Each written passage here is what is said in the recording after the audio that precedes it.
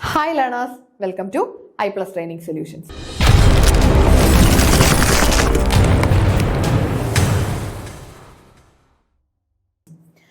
കഴിഞ്ഞ ക്ലാസ്സിൽ നമ്മൾ കേരള ഫിനാൻഷ്യൽ കോർപ്പറേഷൻ അസിസ്റ്റന്റിന്റെ കുറച്ച് ക്വസ്റ്റ്യൻസ് ഒന്ന് പറഞ്ഞു പോയി അല്ലേ, കുറച്ചധികം ക്വസ്റ്റ്യൻസ് ഡിസ്കസ് ചെയ്ത് കഴിഞ്ഞു.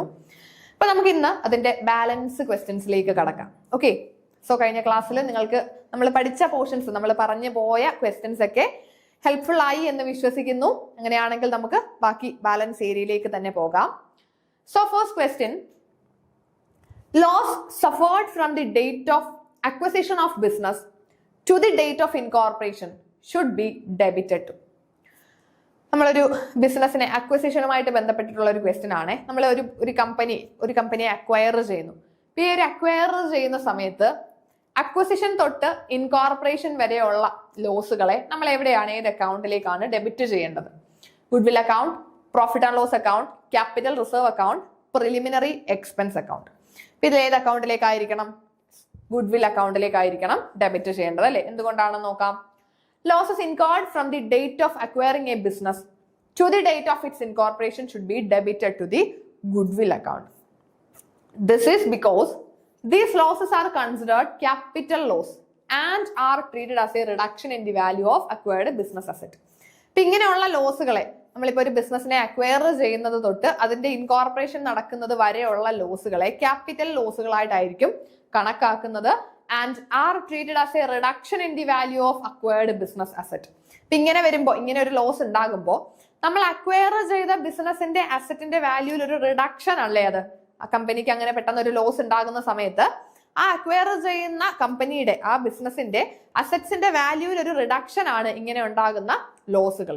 So it is reflected in the goodwill account. So നമ്മൾ ഗുഡ്വിൽ അക്കൗണ്ടിലേക്കായിരിക്കും കാണിക്കുന്നത്. ഓക്കെ, നമുക്ക് നെക്സ്റ്റ് ക്വസ്റ്റ്യൻ നോക്കാം.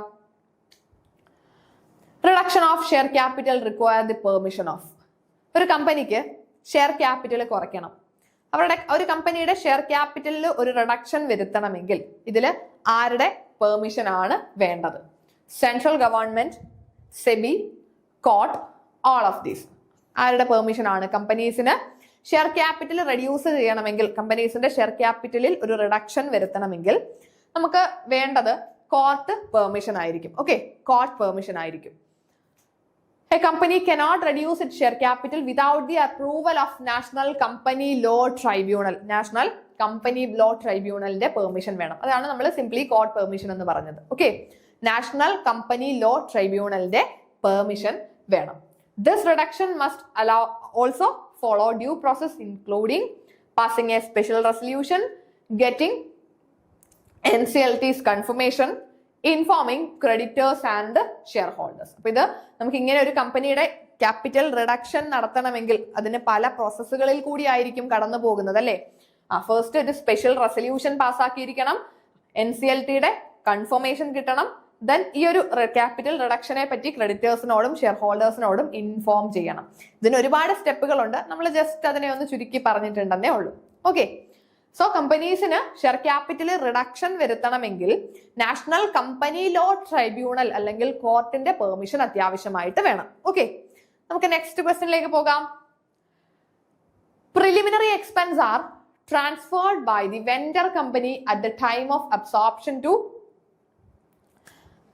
അബ്സോർപ്ഷൻ നടക്കുന്ന സമയത്ത്, അബ്സോർപ്ഷനും അമാൽഗമേഷനും ഒക്കെ നമുക്കറിയാമല്ലേ, അത് കോർപ്പറേറ്റ് റീസ്ട്രക്ചറിങ്ങുമായിട്ടൊക്കെ ബന്ധപ്പെട്ട് വരുന്നതാണ് അമാൽഗമേഷൻ, അബ്സോർപ്ഷൻ, ഇന്റേണൽ റീകൺസ്ട്രക്ഷൻ എന്നൊക്കെ പറയുന്നത് അല്ലേ. സോ ഈ ഒരു അബ്സോർപ്ഷൻ നടക്കുന്ന സമയത്ത് preliminary expense, vendor company preliminary expense എങ്ങോട്ടേക്കായിരിക്കും ട്രാൻസ്ഫർ ചെയ്യുന്നത്? Realisation account, equity share holders account, purchasing companies account, revaluation account. എന്തായാലും റിയലൈസേഷനിലും റീവാലുവേഷനിലോട്ടും നമ്മൾ ട്രാൻസ്ഫർ ചെയ്യില്ലല്ലോ പ്രിലിമിനറി എക്സ്പെൻസുകളെ. ഇൻകോർപ്പറേഷൻ ചെയ്യുന്നതിന് മുന്നേ ഉണ്ടാകുന്ന എക്സ്പെൻസുകളാണ് പ്രിലിമിനറി എക്സ്പെൻസ് എന്ന് പറയുന്നത് അല്ലേ. സോ ഈ ഒരു എക്സ്പെൻസുകളെ നമ്മൾ ഇക്വിറ്റി ഷെയർ ഹോൾഡേഴ്സ് അക്കൗണ്ടിലേക്കായിരിക്കും ട്രാൻസ്ഫർ ചെയ്യുന്നത്. Okay, during absorption of a company preliminary expenses do not represent any realisable value. ഈ പ്രിലിമിനറി എക്സ്പെൻസ് എന്ന് പറഞ്ഞാൽ ഇതിനൊരു റിയലൈസബിൾ വാല്യൂ ഇല്ല അല്ലെ, നമുക്ക് ഉണ്ടായ ഒരു എക്സ്പെൻസ് ആണ്, നമ്മൾ ഇൻകോർപ്പറേഷന് മുന്നേ കമ്പനിക്ക് ഉണ്ടാകുന്ന എക്സ്പെൻസുകളാണ്. These expenses cannot be transferred to realization account because they do not involve actual sales or transfer. Therefore, such items are transferred directly to the shareholders account, reducing their claim. Okay. Next question like pogam. Policy maturing only on the death of the insured is termed as. Insured in ഡെത്തിന്റെ സമയത്ത് മാത്രമേ ആ policy mature ആകുന്നുള്ളൂ. ആ സമയത്ത് മാത്രമേ ആ policy amount legal ഹെയർസിന് കിട്ടുള്ളൂ. അങ്ങനെയാണെങ്കിൽ ആ പോളിസിയെ പറയുന്ന പേര് ഇതിനകത്തുനിന്ന് കണ്ണും പൂട്ടി നമുക്ക് ആൻസർ ചെയ്യാം അല്ലെ? ഉറക്കത്തിൽ നിന്നൊക്കെ എണ്ണീറ്റ് ആൻസർ ചെയ്യാൻ പറ്റുന്ന ക്വസ്റ്റ്യൻ ആണ്. ഏത് ഉറക്കത്തിലും നമ്മൾ ആൻസർ ചെയ്യും.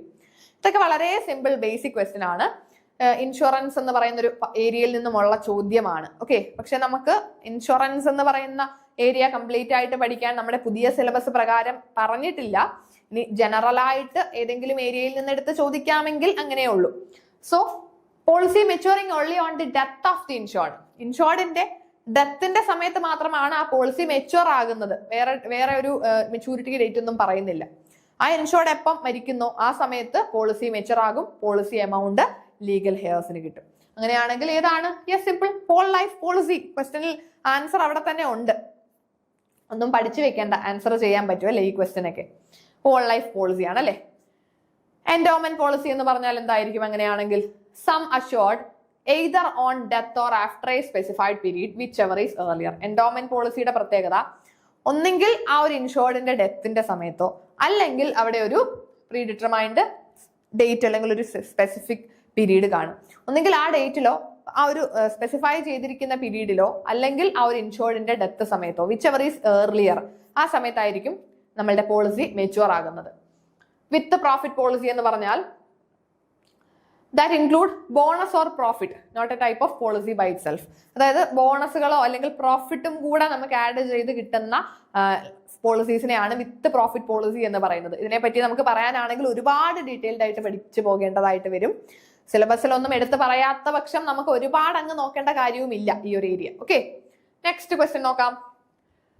Reversionary bonus is the bonus payable by the insurance company. Reversionary bonus എന്ന് പറഞ്ഞാൽ ഇൻഷുറൻസ് കമ്പനി കൊടുക്കുന്ന ബോണസ് ആണ്. എപ്പോഴാണ് അത് കൊടുക്കുന്നത്? On maturity of the policy, on making huge profit, in the middle of a year, none of these. Reversionary എന്ന് പറയുമ്പോൾ ആ ഒരു വാക്ക് വെച്ച് നിങ്ങളൊന്ന് ചിന്തിച്ച് നോക്കിയേ. റിവേർഷണറി എപ്പോഴായിരിക്കും? അത് ലോജിക്കലി ഒന്ന് ചിന്തിച്ച് നോക്കിയാൽ നമുക്ക് മെച്യൂരിറ്റി എന്ന് പറയാം അല്ലെ? റിവേർഷണറി ബോണസ് എന്ന് പറയുന്നത് പോളിസിയുടെ മെച്യൂരിറ്റി സമയത്ത് മാത്രം കൊടുക്കുന്ന ബോണസുകളെയാണ് റിവേർഷണറി ബോണസ് എന്ന് പറയുന്നത്. Reversionary bonus is a bonus declared by insurance company and is added to the sum assured. Insurance company സമ്മിന്റെ കൂടെ, അഷ്യൂർഡ് സമ്മിന്റെ കൂടെ അഡീഷണൽ ആയിട്ട് കൊടുക്കുന്ന ഒരു ബോണസ് ആണ് ഈ ഒരു റിവേർഷണറി ബോണസ്. ഇതിന്റെ പ്രത്യേകത എന്താ? It is payable only at the maturity of the policy or on the death of the policy holder, whichever comes earlier.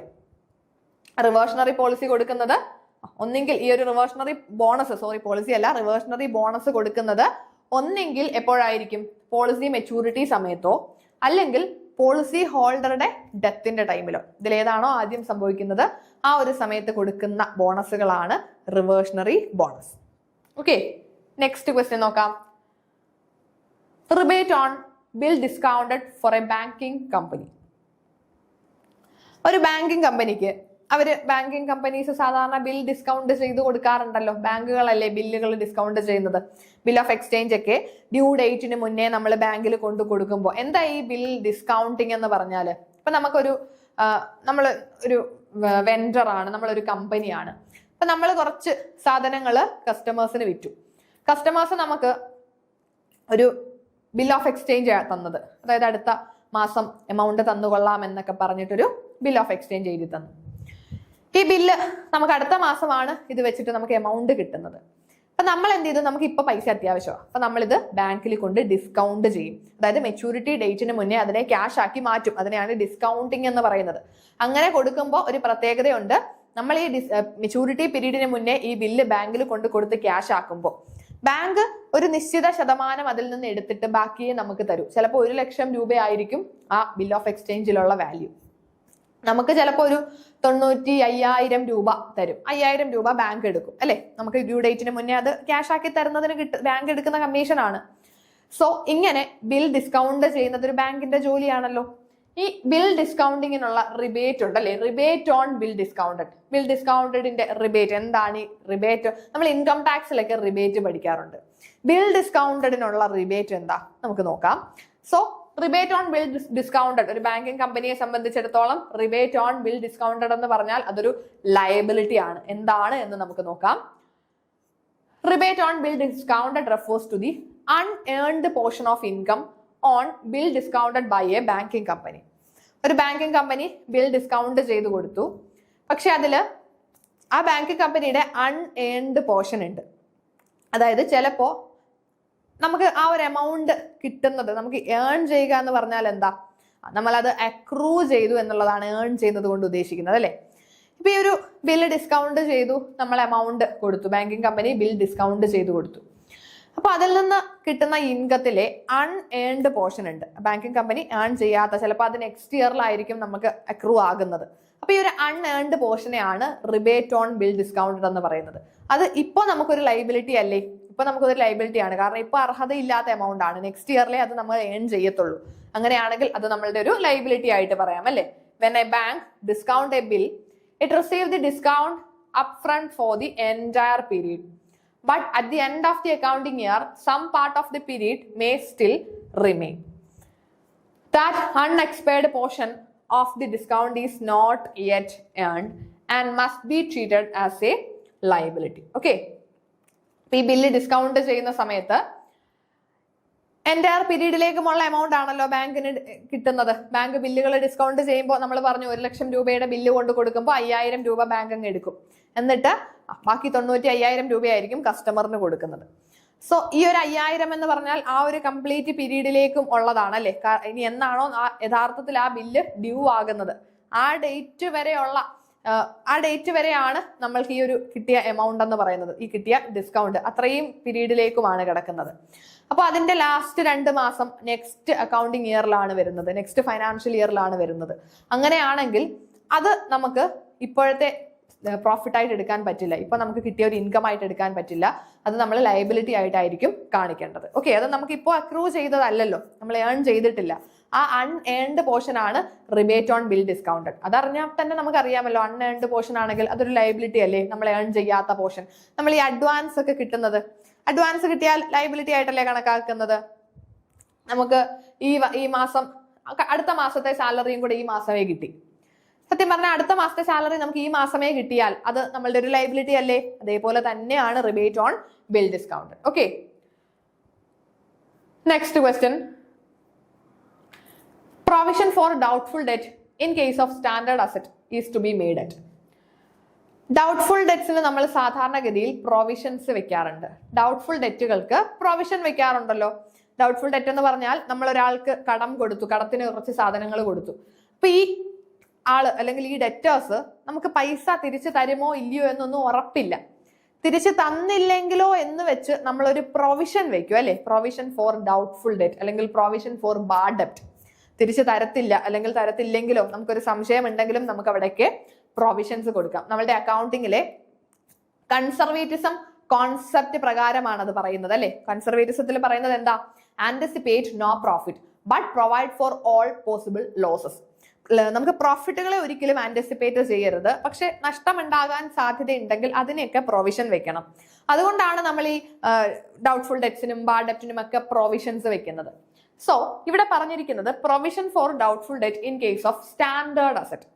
Standard അസറ്റുകളുടെ കേസിൽ ഒരു ഫിക്സഡ് പ്രൊവിഷൻ പറയുന്നുണ്ട്. നമ്മൾ സാധാരണ പ്രൊവിഷൻസ് 10%, 15% ഒക്കെ പ്രൊവിഷൻ വെക്കാറുണ്ട്. പക്ഷേ സ്റ്റാൻഡേർഡ് അസറ്റുകളുടെ കേസിൽ പറഞ്ഞിരിക്കുന്ന പ്രൊവിഷൻ എത്രയാണ്? അവിടെ ഫിക്സഡ് ആയിട്ടുള്ള ഒരു എമൗണ്ട് പറയുന്നുണ്ട്. സ്റ്റാൻഡേർഡ് അസറ്റ്സിനുള്ള പ്രൊവിഷൻ എത്രയാണെന്നാണ് നമ്മുടെ ക്വസ്റ്റ്യൻ. ഇവിടെ 0.4% ആണ് കറക്റ്റ് ആൻസർ. എങ്ങനെയാണ് അത് വരുന്നത് എന്താണെന്ന് നോക്കാം. What is A standard asset?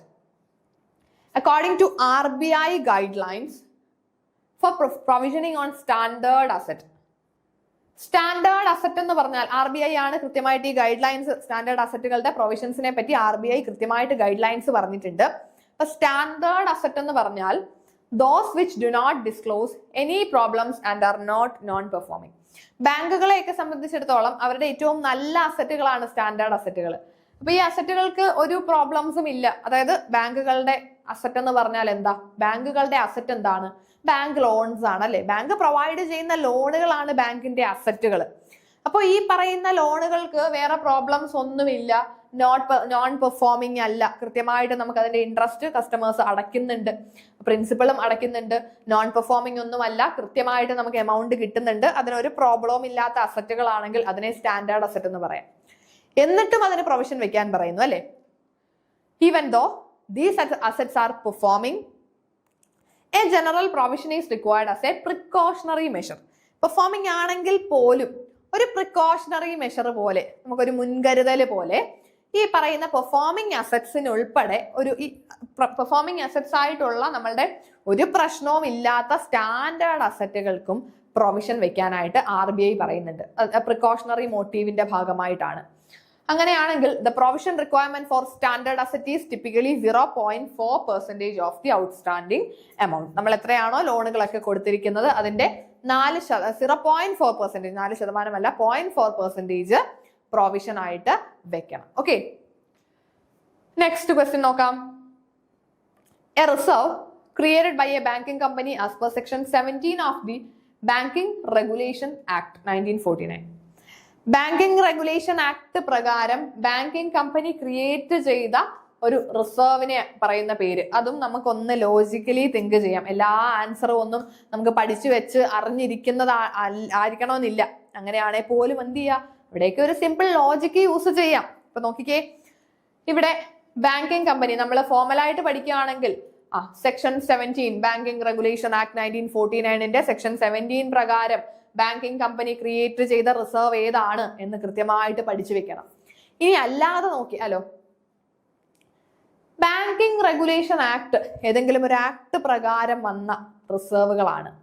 അപ്പൊ അതെന്തായാലും നമ്മളുടെ ഗവൺമെന്റ് ആയിട്ടും ബന്ധപ്പെട്ടിട്ട് അല്ലെ, ഒരു ആക്ട് പ്രകാരമാകുമ്പോൾ ഗവൺമെന്റ് കൺട്രോൾഡ് ആയിട്ടുള്ളതായിരിക്കും.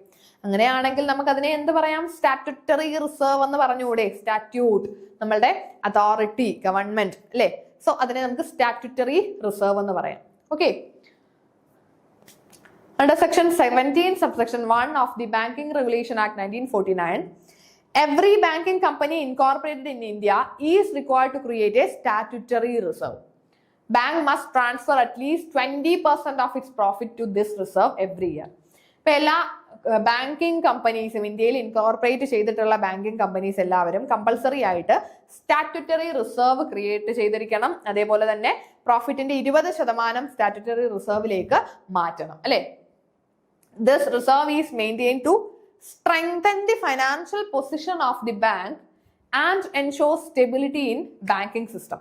ബാങ്കുകളുടെ ഫൈനാൻഷ്യൽ പൊസിഷൻ സ്ട്രെങ്തൻ ചെയ്യാനും ബാങ്കുകൾക്ക് ഇമ്മീഡിയറ്റ് ആയിട്ടൊരു പണം ആവശ്യം വരുന്ന സമയത്ത് അവർക്ക് പെട്ടെന്നൊരു പ്രശ്നത്തിലേക്ക് പോകാതിരിക്കാനൊക്കെ വേണ്ടിയിട്ട് ബാങ്കുകൾക്ക് അവർ ക്രിയേറ്റ് ചെയ്യേണ്ട, മെയിൻറ്റെയിൻ ചെയ്യേണ്ട റിസർവ് ആണ് statutory reserve. Okay, next question നോക്കാം. As per IRDA regulations, insurance regulatory and development authority ആണ് IRDA അല്ലെ. An insurance company is required to prepare. IRDA regulations പ്രകാരം ഒരു ഇൻഷുറൻസ് കമ്പനി ഇതിൽ ഏതൊക്കെ അക്കൗണ്ടുകളാണ് പ്രിപ്പയർ ചെയ്യേണ്ടത്? ഇൻഷുറൻസ് കമ്പനി മെയിൻറ്റെയിൻ ചെയ്യേണ്ട, അല്ലെങ്കിൽ ഇൻഷുറൻസ് കമ്പനീസ് പ്രിപ്പയർ ചെയ്ത് മെയിൻറ്റെയിൻ ചെയ്യേണ്ട അക്കൗണ്ടുകൾ ഏതൊക്കെയാണ്? Revenue account, profit and loss account, balance sheet, all of the above. Insurance company എന്ന് പറയുമ്പോഴും ഇതെല്ലാം കമ്പനി ആയിട്ട് പറഞ്ഞാൽ അവിടെയും നമുക്കറിയാം ഏതൊരു കമ്പനി ആണെങ്കിലും അവരുടെ പ്രോഫിറ്റ് ആൻഡ് ലോസ് അക്കൗണ്ടും ബാലൻസ് ഷീറ്റും അത്യാവശ്യമായിട്ട് വേണം. അങ്ങനെയാണെങ്കിൽ ഓൾ ഓഫ് ദി അബവ് ആണ് നമ്മളുടെ കറക്റ്റ് ആൻസർ ആയിട്ട് വരുന്നത് അല്ലെ. ഇവിടേക്ക് നമുക്ക് ലോജിക് ഉപയോഗിച്ചും ആൻസർ ചെയ്യാം അല്ലെ. So as per IRDA, insurance regulatory and development authority regulations, every insurance company in India is required to prepare the following financial statements. Okay, നമുക്ക് നെക്സ്റ്റ് ക്വസ്റ്റ്യൻ നോക്കാം. An irrecoverable cost which is caused by complete abandonment of a plant. ഇത് നമ്മൾ കുറച്ച് മുന്നേ ആ standard കോസ്റ്റിന്റെ കേസിൽ അവിടെ ഒന്ന് പറഞ്ഞ കാര്യമാണ് അല്ലെ. ആ സ്റ്റാൻഡേർഡ് കോസ്റ്റിന്റെ കേസിൽ ഒന്ന് പറഞ്ഞു പോയി. അതേപോലെ വരുന്ന, അതിന്റെ ഓപ്ഷനിൽ വരുന്ന അടുത്തൊരു ക്വസ്റ്റ്യൻ തന്നെയാണ് ഇവിടെ. അപ്പൊ നമ്മൾ ഇതിന്റെ എക്സ്പ്ലനേഷൻ സ്റ്റാൻഡേർഡ് കോസ്റ്റിന്റെ ക്വസ്റ്റ്യൻ കഴിഞ്ഞ ക്ലാസ്സിൽ പഠിച്ച സമയത്ത് അവിടെ നമ്മളൊന്ന് പറഞ്ഞു പോയിരുന്നു. സോ ഇർറിക്കവറബിൾ കോസ്റ്റ് ആണ്. ഇർറിക്കവറബിൾ എന്ന് കണ്ടാൽ തന്നെ ഓർത്തോണം എന്താണ്, സങ്ക് കോസ്റ്റ് ആണെന്ന്. നമ്മൾ അവിടെ സങ്ക് കോസ്റ്റിന്റെ കേസിൽ എന്താ പറഞ്ഞേ, ഓൾറെഡി ഇൻകേർഡ് കോസ്റ്റ് ആണ്, അത് റിക്കവർ ചെയ്യാൻ പറ്റാത്ത കോസ്റ്റുകളെ നമുക്ക് സങ്ക് കോസ്റ്റ് എന്ന് പറയാം അല്ലെ. സങ്ക്, മുങ്ങിപ്പോയി, അങ്ങനെ ചിന്തിച്ചാൽ മതി. സോ ഇവിടെ പറഞ്ഞിരിക്കുന്നത് irrecoverable cost which is cost by complete abandonment of a plant. നമ്മളൊരു പ്ലാന്റ് കംപ്ലീറ്റ് ആയിട്ട് അബാൻഡൻ ചെയ്യുന്നു, ഒരു കമ്പനി കംപ്ലീറ്റ് ആയിട്ട് നമ്മൾ അബാൻഡൻ ചെയ്യുന്നു, അല്ലെങ്കിൽ ഒരു പ്ലാന്റ് നമ്മൾ കംപ്ലീറ്റ് ആയിട്ട് വേണ്ടെന്ന് വെക്കുന്നു. ഇങ്ങനെ അബാൻഡൻ ചെയ്യുമ്പോൾ നമുക്ക് ഉണ്ടാകുന്ന കോസ്റ്റുകൾ പിന്നീട് നമുക്ക് റിക്കവർ ചെയ്തെടുക്കാൻ പറ്റത്തില്ലല്ലോ. സോ അതിനെ നമുക്ക് സങ്ക് കോസ്റ്റ്. സങ്ക് കോസ്റ്റ് എന്ന് പറഞ്ഞാൽ already incurred cost and cannot be recovered regardless of the future actions. They are called sunk cost. When a plant is completely abandoned, money spent on it becomes irrecoverable and it is treated as a sunk cost. Okay. Next question നോക്കാം. Per unit fixed cost. Per unit fixed കോസ്റ്റുകളുടെ പ്രത്യേകത ഇത് വളരെ important ആണ്. ഇങ്ങനെ ഇത് നമ്മുടെ കോസ്റ്റിംഗിൽ നിന്നുമുള്ള ചോദ്യമാണ്. ഇത് നമ്മൾ ഒന്ന് ചിന്തിച്ച് ആൻസർ ചെയ്യേണ്ടതായിട്ട് വരും. Per unit fixed കോസ്റ്റിൽ വരുന്ന പ്രത്യേകത എന്താ? Increase with an increase in output, decrease with increase in output, remains constant with increase in output, none of these. Per unit fixed കോസ്റ്റുകൾ ഔട്ട്പുട്ട് കൂടുമ്പം per unit fixed കോസ്റ്റ് കൂടുമോ? എന്തോ ഈ fixed cost? Fixed കോസ്റ്റും variable കോസ്റ്റും തമ്മിലുള്ള വ്യത്യാസം അത് നമുക്കറിയാവുന്നേ അല്ലെ, നമുക്കറിയാവുന്ന കാര്യമല്ലേ ഫിക്സഡ് കോസ്റ്റും വേരിയബിൾ കോസ്റ്റും. വേരിയബിൾ കോസ്റ്റ് എന്ന് പറഞ്ഞാൽ നമ്മളുടെ വോളിയം ഓഫ് പ്രൊഡക്ഷൻ അനുസരിച്ചിട്ട് കൂടും, അതാണ് വേരിയബിൾ കോസ്റ്റ്. വേരി ചെയ്യുന്നതാണ് അല്ലെ.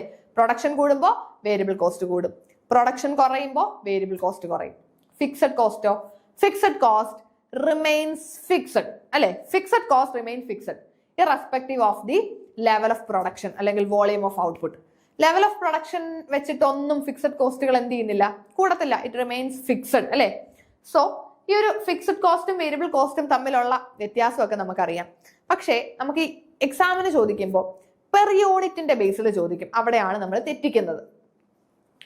ഒരു ക്വസ്റ്റ്യൻ ചോദിക്കുകയാണ്, per unit variable cost remains constant. ശരിയാണോ?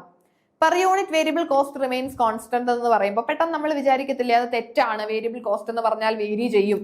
ഇപ്പൊ നമുക്കൊരു ക്വസ്റ്റ്യൻ വരികയാണ്, per unit variable cost remains constant regardless of the level of output എന്നൊരു ക്വസ്റ്റ്യൻ, ഒരു statement. Per unit variable cost remains constant regardless of the level of output. അങ്ങനെ ചോദിച്ചാൽ പെട്ടെന്ന് നമ്മൾ എന്താ ചിന്തിക്കുന്നത്, വേരിയബിൾ കോസ്റ്റ് എന്ന് പറയുന്നത് പ്രൊഡക്ഷൻ കൂടുമ്പം കൂടത്തില്ലേ, അപ്പൊ പിന്നെ എങ്ങനെയാ റിമെയിൻസ് കോൺസ്റ്റന്റ് ആവുന്നത്? പക്ഷെ ആ പെർ യൂണിറ്റ് എന്ന് എഴുതിയ ആ ഒരു സ്റ്റേറ്റ്മെന്റിൽ വേണം സ്റ്റിക്ക് ഓൺ ചെയ്യാൻ. പെർ യൂണിറ്റ് എന്ന് കേൾക്കുമ്പോൾ ഓർക്കണം, നിങ്ങളൊന്ന് ലോജിക്കലി റിയൽ ലൈഫ് സിറ്റുവേഷനിൽ ചിന്തിച്ച് നോക്കിയാൽ മതി. വേരിയബിൾ കോസ്റ്റ് എന്ന് പറയുമ്പോൾ വേരിയബിൾ കോസ്റ്റിന്റെ ഒരു എക്സാമ്പിൾ നമുക്ക് മെറ്റീരിയൽ കോസ്റ്റ് പറയാം അല്ലെ. മെറ്റീരിയൽസിന്റെ കോസ്റ്റ്, നമുക്ക് ഒരു യൂണിറ്റ് പ്രൊഡക്ഷൻ നടത്തണമെങ്കിൽ 50 രൂപയുടെ റോ മെറ്റീരിയൽസ് വേണം. അങ്ങനെയാണെങ്കിൽ 2 യൂണിറ്റ് പ്രൊഡക്ഷൻ നടത്തണമെങ്കിൽ 100 രൂപയുടെ റോ മെറ്റീരിയൽസ് വേണ്ടേ? 4 യൂണിറ്റ് പ്രൊഡക്ഷൻ നടത്തണമെങ്കിലോ 200 രൂപയുടെ റോ മെറ്റീരിയൽസ് വേണ്ടേ? ഇതാണ് മെറ്റീരിയൽ കോസ്റ്റ്. ഇത് പ്രൊഡക്ഷൻ ഔട്ട്പുട്ട് കൂടുന്നതനുസരിച്ച് ഇതാണ് വോളിയം ഓഫ് ഔട്ട്പുട്ട്. നമ്മുടെ ഔട്ട്പുട്ട് ഒരെണ്ണമായപ്പോൾ 50 രൂപയുടെ റോ മെറ്റീരിയൽ ആയിരുന്നു വേണ്ടത്, വേരിയബിൾ കോസ്റ്റ് 50. ഇനി 2 യൂണിറ്റ് പ്രൊഡ്യൂസ് ചെയ്തപ്പോൾ 100 രൂപ വേണ്ടി വന്നു, 100 രൂപയുടെ മെറ്റീരിയൽസ് വേണ്ടി വന്നു. 4 യൂണിറ്റ് പ്രൊഡ്യൂസ് ചെയ്തപ്പോൾ 200 രൂപയുടെ മെറ്റീരിയൽസ് വേണ്ടി വന്നു. അപ്പോൾ നമ്മളുടെ വോളിയം ഓഫ് ഔട്ട്പുട്ട് കൂടിയതനുസരിച്ച് വേരിയബിൾ കോസ്റ്റ് എന്ത് ചെയ്തു? കൂടിക്കൊണ്ടേയിരുന്നു. എന്നാൽ പെർ യൂണിറ്റ് വേരിയബിൾ കോസ്റ്റ് എന്ന് പറയുമ്പോൾ ഒരു യൂണിറ്റിന്റെ വേരിയബിൾ കോസ്റ്റ് ആണ്. ഒരു യൂണിറ്റിന് എത്ര? 50. ഇനി പ്രൊഡക്ഷൻ കൂടി 2 യൂണിറ്റ് ആയി, അപ്പോഴും പെർ യൂണിറ്റിന് എത്ര വെച്ചായി? ഒരെണ്ണത്തിന് 50 വെച്ചല്ലേ 100 ആയത്. 4 യൂണിറ്റ് നമ്മൾ പ്രൊഡ്യൂസ് ചെയ്തു, അപ്പോഴും പെർ യൂണിറ്റ് നോക്കിയേ, ഒരെണ്ണത്തിന് 50 വെച്ചല്ലേ 4 യൂണിറ്റിന് 200. അപ്പോ per unit variable cost constant ആയിരിക്കും. Per unit variable cost constant regardless of the level of output. എത്ര ഔട്ട്പുട്ട് നമ്മൾ പ്രൊഡ്യൂസ് ചെയ്താലും, ഇനി 1000 ഔട്ട്പുട്ട് പ്രൊഡ്യൂസ് ചെയ്താലും ഒരെണ്ണത്തിന്റെ വില 50 തന്നെയല്ലേ. അപ്പോൾ പെർ യൂണിറ്റ് വേരിയബിൾ കോസ്റ്റിന്റെ കേസ് ചോദിച്ചാൽ പ്രൊഡക്ഷൻ കൂടിയാലും അത് കോൺസ്റ്റന്റ് ആയിരിക്കും. എന്നാൽ ഫിക്സഡ് കോസ്റ്റിന്റെ കേസിലേക്ക് വരാം. ഫിക്സഡ് കോസ്റ്റിന്റെ കേസിൽ എന്താ പറയുന്നത്? ഫിക്സഡ് കോസ്റ്റ് നമുക്കിപ്പോ റെന്റ്, ഒരു ഫിക്സഡ് കോസ്റ്റ് അല്ലേ നമ്മൾ ബിൽഡിംഗ് റെന്റിന്റെ കേസിൽ നോക്കിയാൽ നമ്മളിപ്പം ഒരു ബിൽഡിംഗ് വാടകയ്ക്ക് എടുത്തിട്ട് അവിടെയാണ് ഈ പ്രൊഡക്ഷൻ ഒക്കെ നടത്തുന്നത്. അവിടെ നമ്മൾ 10 യൂണിറ്റ് പ്രൊഡ്യൂസ് ചെയ്താലും 20 യൂണിറ്റ് പ്രൊഡ്യൂസ് ചെയ്താലും ആ ബിൽഡിങ്ങിന് നമ്മൾ മാസം 40,000 രൂപയാണ് വാടക കൊടുക്കേണ്ടത്. അത് അങ്ങനെ തന്നെയല്ലേ? ഇനി ഈ മാസം നമ്മൾ അവിടെ പ്രൊഡക്ഷൻ ഒന്നും നടത്തിയില്ല, 0 ആയിരുന്നു പ്രൊഡക്ഷൻ, അങ്ങനെയാണെങ്കിലും ആ 40,000 രൂപ ബിൽഡിംഗ് റെന്റ് കൊടുക്കണ്ടേ? പ്രൊഡക്ഷൻ എത്ര കൂടിയാലും കുറഞ്ഞാലും ഈ പറയുന്ന ഫിക്സഡ് കോസ്റ്റ് ഇത്രയും തന്നെ നമ്മൾ കൊടുക്കേണ്ടതായിട്ട് വരില്ലേ? ഫിക്സഡ് കോസ്റ്റുകൾ അവിടെ ഫിക്സഡ് കോസ്റ്റിൽ വേരിയേഷൻ വരുന്നില്ലല്ലോ. പ്രൊഡക്ഷൻ കൂടിയെന്ന് പറഞ്ഞിട്ടോ കുറഞ്ഞെന്ന് പറഞ്ഞിട്ടോ ടോട്ടൽ ഫിക്സഡ് കോസ്റ്റിൽ എന്ത് വന്നില്ല? ചേഞ്ച് ഒന്നും വരുന്നില്ല. ടോട്ടൽ ഫിക്സഡ് കോസ്റ്റിൽ ചേഞ്ച് വരുന്നില്ല. പക്ഷെ നമ്മുടെ ക്വസ്റ്റ്യൻ എന്താ? പെർ യൂണിറ്റ് ഫിക്സഡ് കോസ്റ്റിനല്ലേ നമ്മുടെ ചോദ്യം. പെർ യൂണിറ്റ് ഫിക്സഡ് കോസ്റ്റിനെ പറ്റിയല്ലേ ചോദിച്ചിരിക്കുന്നത്. സോ പെർ യൂണിറ്റ് ഫിക്സഡ് കോസ്റ്റിന്റെ കേസ് നമുക്ക് എടുത്ത് നോക്കാം. ഇനി നമ്മൾ ഒരു യൂണിറ്റ് നോക്കാം. ഇപ്പൊ നമ്മള് 10 യൂണിറ്റ് പ്രൊഡക്ഷൻ നടത്തിയപ്പോഴും ബിൽഡിംഗ് റെന്റ് എത്ര കൊടുക്കേണ്ടി വന്നു? 40,000 കൊടുക്കേണ്ടി വന്നു. ഇനി ഇവിടെ നമ്മൾ 50 യൂണിറ്റ് പ്രൊഡക്ഷൻ നടത്തിയപ്പോഴും ബിൽഡിംഗ് റെന്റ് എത്രയാ? 40,000 അല്ലേ കൊടുക്കേണ്ടി വന്നത്. ഇനി ഇതിനെ പെർ യൂണിറ്റ് ഫിക്സഡ് കോസ്റ്റിലേക്ക് എടുക്കാം. പെർ യൂണിറ്റ് എടുത്ത് നോക്കിക്കേ. ഇവിടെ 40,000 രൂപ ഫിക്സഡ് കോസ്റ്റ് അല്ലേ? 10 യൂണിറ്റുകൾക്ക് ഫിക്സഡ് കോസ്റ്റ് 40,000. അങ്ങനെയാണെങ്കിൽ പെർ യൂണിറ്റ് കാണണമെങ്കിൽ എന്ത് ചെയ്യണം? ഈ 40,000-നെ 10 കൊണ്ട് ഡിവൈഡ് ചെയ്താൽ ഒരു യൂണിറ്റിന് എത്ര പോർഷൻ ആയി എന്ന് നമുക്ക് മനസ്സിലാക്കാം അല്ലെ? ഒരു പെർ യൂണിറ്റിന് ഫിക്സഡ് കോസ്റ്റിന്റെ എത്ര പ്രൊപ്പോർഷൻ വേണ്ടി വന്നു എന്ന് മനസ്സിലാക്കാം. ഇനി 50 യൂണിറ്റ് പ്രൊഡക്ഷൻ നടത്തിയപ്പോഴും നമ്മുടെ ഫിക്സഡ് കോസ്റ്റ് 40,000 തന്നെ അല്ലായിരുന്നോ? അപ്പോഴുള്ള പെർ യൂണിറ്റ് ഒന്ന് കാൽക്കുലേറ്റ് ചെയ്താലോ? അപ്പൊ നമുക്ക് എന്ത് ചെയ്യണം? 40,000-നെ നമ്മൾ എത്ര കൊണ്ട് ഡിവൈഡ് ചെയ്തു? 50 കൊണ്ടാ ഡിവൈഡ് ചെയ്ത്, 50 ആയിട്ട് ഡിവൈഡ് ചെയ്തു. അപ്പൊ ഈ പെർ യൂണിറ്റ് ഫിക്സഡ് കോസ്റ്റ് കുറഞ്ഞില്ലേ? ഔട്ട്പുട്ട് കൂടിയപ്പോ പെർ യൂണിറ്റ് ഫിക്സഡ് കോസ്റ്റ് കുറഞ്ഞില്ലേ? ഔട്ട്പുട്ട് 10 ആയിരുന്നു, 40,000 രൂപ റെന്റ് കൊടുക്കേണ്ടി വന്നു. 10 യൂണിറ്റുകളാണ് അവിടെ നമ്മൾ പ്രൊഡക്ഷൻ നടത്തിയത്. അങ്ങനെയാണെങ്കിൽ അവിടെ ഒരു യൂണിറ്റിന്റെ ഫിക്സഡ് കോസ്റ്റ് കാണാൻ 40,000 ഡിവൈഡ് ബൈ 10 ചെയ്താൽ ഒരു യൂണിറ്റിന് വേണ്ടി അപ്പോർഷൻ ചെയ്ത ആ ഒരു ഫിക്സഡ് കോസ്റ്റ് നമുക്ക് കിട്ടും. ഇനി പ്രൊഡക്ഷൻ കൂടി, എന്താ? പ്രൊഡക്ഷൻ 50 ആയി. പ്രൊഡക്ഷൻ കൂടിയപ്പോ ഉള്ള ഫിക്സഡ് കോസ്റ്റ്, പ്രൊഡക്ഷൻ 50 യൂണിറ്റ് ആണെങ്കിൽ അവിടെയും ഫിക്സഡ് കോസ്റ്റ് റിമെയിൻസ് ഫിക്സഡ് അല്ലെ? ഫിക്സഡ് കോസ്റ്റ് 40,000 തന്നെയാണ്. അപ്പോൾ ഈ പ്രൊഡക്ഷൻ 50 ആയ സമയത്ത് നമുക്ക് പെർ യൂണിറ്റ് ഫിക്സഡ് കോസ്റ്റ് കാണണം. അങ്ങനെയാണെങ്കിൽ ഈ 40,000-നെ 50 കൊണ്ട് ഡിവൈഡ് ചെയ്തു. അപ്പൊ ഒന്നുകൂടെ കുറഞ്ഞിരിക്കത്തില്ലേ ഫിക്സഡ് കോസ്റ്റ്? അപ്പൊ നമുക്ക് ഈ ക്വസ്റ്റ്യൻ ഇനി നോക്കാം.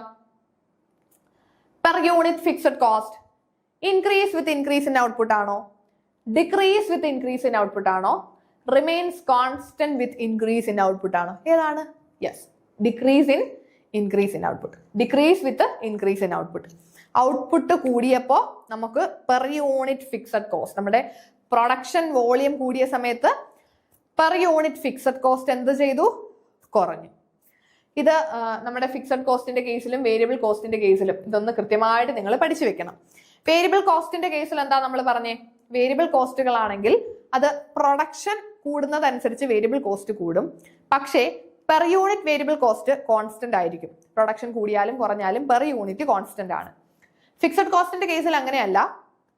ഫിക്സഡ് കോസ്റ്റുകളാണെങ്കിൽ അവിടെ നമുക്ക് പ്രൊഡക്ഷൻ എത്രയാണെങ്കിലും fixed cost remains fixed irrespective of the level of output. പക്ഷേ ഈ പറഞ്ഞ പെർ യൂണിറ്റ് ഫിക്സഡ് കോസ്റ്റ് എടുക്കുമ്പോൾ അവിടെ പ്രൊഡക്ഷൻ കൂടുന്നതനുസരിച്ചിട്ട് പെർ യൂണിറ്റ് ഫിക്സഡ് കോസ്റ്റ് കുറയും. കാരണം ഒരുപാട് പ്രൊഡക്ഷൻ നടത്തുമ്പോൾ ഈ പറഞ്ഞ ഫിക്സഡ് കോസ്റ്റിനെ നമ്മൾ അത്രയും എണ്ണത്തിനായിട്ട് അപ്പോർഷൻ ചെയ്യുകയാണ്. അപ്പോൾ പെർ യൂണിറ്റ് ഫിക്സഡ് കോസ്റ്റ് കുറഞ്ഞിരിക്കും. ഓക്കെ, അതാ നമ്മളിപ്പോ ഈ പറഞ്ഞത് decrease with increase in output. Per unit fixed cost decrease with increase in output. So fixed cost എന്ന് പറഞ്ഞാൽ the cost that do not change with level of output. റെന്റും സാലറിയും ഒക്കെ നമുക്ക് എക്സാമ്പിൾ ആയിട്ട് പറയാം. As output increase, same total fixed cost is spread over more unit. So the per unit cost decreases. Okay. ഇത്രയും questions നിങ്ങൾക്ക് clear ആയി എന്ന് വിശ്വസിക്കുന്നു. ക്ലിയർ ആയിട്ടുണ്ടെങ്കിൽ നമുക്ക് നെക്സ്റ്റ് ക്ലാസ്സിലായിട്ട് ബാലൻസ് ക്വസ്റ്റ്യൻസ് കൂടെ ഡിസ്കസ് ചെയ്യാം. Thank you.